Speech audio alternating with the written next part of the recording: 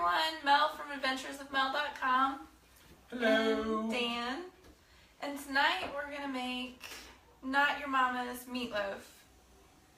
And it's not your typical, well, I don't know what your, yeah, I do need to set this up. It's not your typical meatloaf. At least in my mind, it's not your typical Midwest flavorless meatloaf. It's not the meatloaf you see on TV where everyone runs away and hides, at least. So it's actually got really good flavor. It's, you know, got a moistness to it that, you know, a lot of meatloafs that you see don't have, or they have to soak them in gravy to make them, you know, moist. So, but Hi, Robin. How are you? is Robin already here? She is. Hello, Robin. And our kids actually really love this meatloaf. Every time we say we're making this for dinner, they're all excited because they love it. So that says something. And Tim's here. Hi, Tim. Hey. How are you? Hey there, Tim. All right, so we're going to get started. And we are going to cut the recipe in half for this video. So usually we'll double it so we have leftovers for meatloaf sandwiches or for lunch the next day. Generally 1 pound of hamburger with everything that you put in it will feed, you know, decent sized portions for a family of 4 to 5. You know, with the baby being so small, he'll eat just a little bit of hamburger, so it's not a full size portion. Robin asks, how are you guys? Well, we're doing pretty good. So the internet's up and working, so we can't complain. And it's not storming this week either. It's still kind of light outside this week too. Okay, so 1 pound of ground beef. So the next thing is onion. Onion is kind of a staple for us in a lot of ways. I gotta watch how much of it I eat. It seems to affect my blood sugar a little bit, so I try not to eat a bunch of it. But for a pound of hamburger, you're gonna want about 1/2 to 3/4 cup of onion. Just kind of depends on how you like it, but she likes me to mince it up really small, so this is about a cup, so I won't use all of it. And I'm going to put an egg in. And we should mention too, this is not a low carb meatloaf. Not at all. This is a meatloaf that we made before we found out that Dan had diabetes. But we actually will make him a special one and set it to the side so that he doesn't have the oatmeal and the ketchup and the barbecue sauce in it.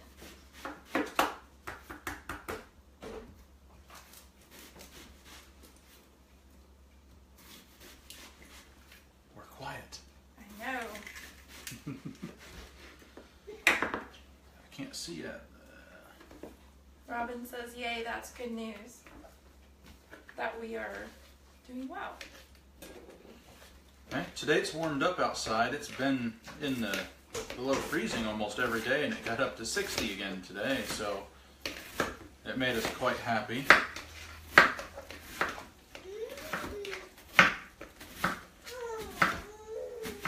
So I think tomorrow it's supposed to be fairly nice. We're not getting the weather, all the weather that they're getting up in New York now has left us, so we're quite happy. Other than we would like a little bit of snow. So I think I'm ready for spring now. I'd take a few days of snow. Maybe. Just to have snow. Enough to see it melt, and then go back to spring. I'm ready to get garden going. And if you haven't noticed, the baby's gotten a lot more vocal here lately, so he'll serenade you for the night probably. Jacob's in the other room giving him some food, trying to keep him a little happy. So I got this minced up pretty small. It's probably somewhere close to about 3/4 of a cup on this one. And I'm going to throw in a dash or 2 of seasoning salt just to give it a little bit of extra added flavor.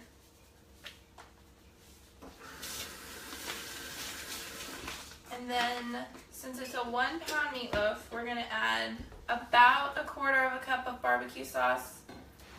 You can give or take a little. And I'm not going to measure. I know, I hardly ever measure for this because I just We've made it for so long. And just throw everything in together. This was originally my mom's recipe, and I think we changed it up quite a bit. We used to use liquid smoke. Now we use barbecue sauce. I can't remember what else we used to use in it. I think we used to put diced tomatoes in it too. We used to put tomatoes in it too. So then ketchup, I'm gonna put, what was it, about a quarter of a cup? Yep. Yeah, something like that. Quarter to half cup. You may have to add a little more. If you put a little too much oatmeal in, you want to make it a little wetter, you'll add a little more ketchup and barbecue sauce. You really can't go wrong with it. So I'm going to get our pan ready. We just got a small pan and just give the bottom a quick spray. My mom also used to wrap her meatloaf with bacon on top. And that was always, it gave it a really great flavor. But I don't necessarily do that. So the last ingredient is just old-fashioned oats. So about a cup is what you'll want. Well, about half a cup, right? No. Oh, is it a cup? A cup in this. Yeah. Yeah, never mind. So you can change up the amounts you use anytime you want. The oatmeal makes it, gives it a little more oomph, and it just helps it kind of meld together better. Definitely makes it very filling.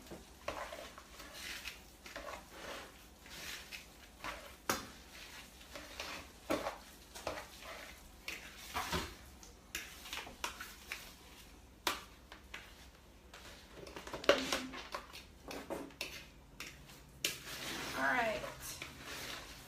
And this makes the best meatloaf sandwiches the next day. So good, with a little bit of cheddar melted on top.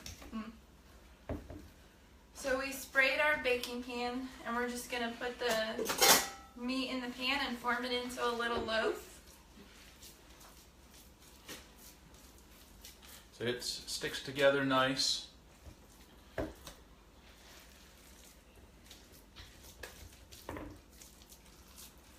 sounds.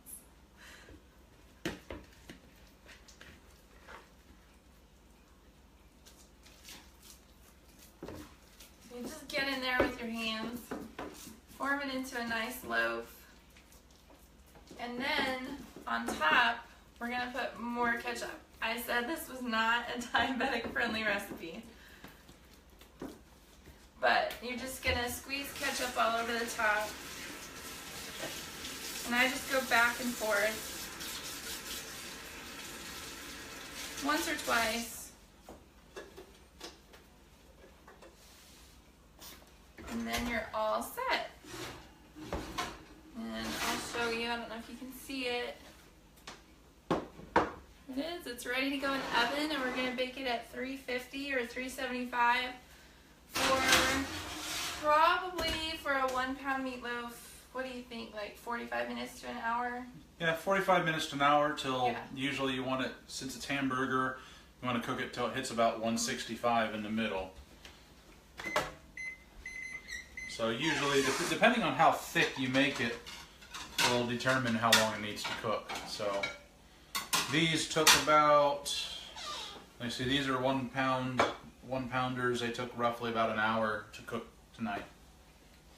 Yeah, so you can cook this and make it, it's a pretty, I mean, you can even make it ahead of time, stick it in the fridge, and then put it in the oven later. You can serve it with salad. You can serve it with potatoes and a vegetable, just about anything. And it makes a nice home-cooked meal. Thanks, Robin. Robin says it looks nice. Dan's gonna dish some out. So it's really flaky and you can, I'll give you another close-up. I like doing the close-ups. You can see it, got nice texture to it. It's a little dry. I've left it in the oven on low a little too long. It's a little dry, but it still tastes really good. Yep. So, and I have the recipe on adventuresofmel.com. Oh, Pat, Aunt Pat's here. Oh, Hi, Aunt Pat. Aunt Pat, how are you tonight? tell Uncle Bob and Becca hi for us. So, what was I going to say? Oh, the recipe is on adventuresofmel.com, but I'll list the ingredients here, and I'll also put the link once the video posts. And then next week, we have a bacon ranch deviled eggs recipe, and we're going to turn it into a low-carb, diabetic-friendly recipe. Lower carb. Lower carb. Yeah, lower carb. Lower carb. So it'll be it's pretty tasty. Still shouldn't be too bad, but you know, I figure probably, you know, maybe 1 to 1.5 carbs per egg. So yeah, with Easter coming up, we thought deviled eggs would be fun to make. So I think that's it for tonight. Do you have anything? No, I don't. So if you guys have any questions, pop them in the comments and we'll answer them, and I'll get that link put in as soon as it posts. Thank you guys for joining us. Thank you. Have a good night.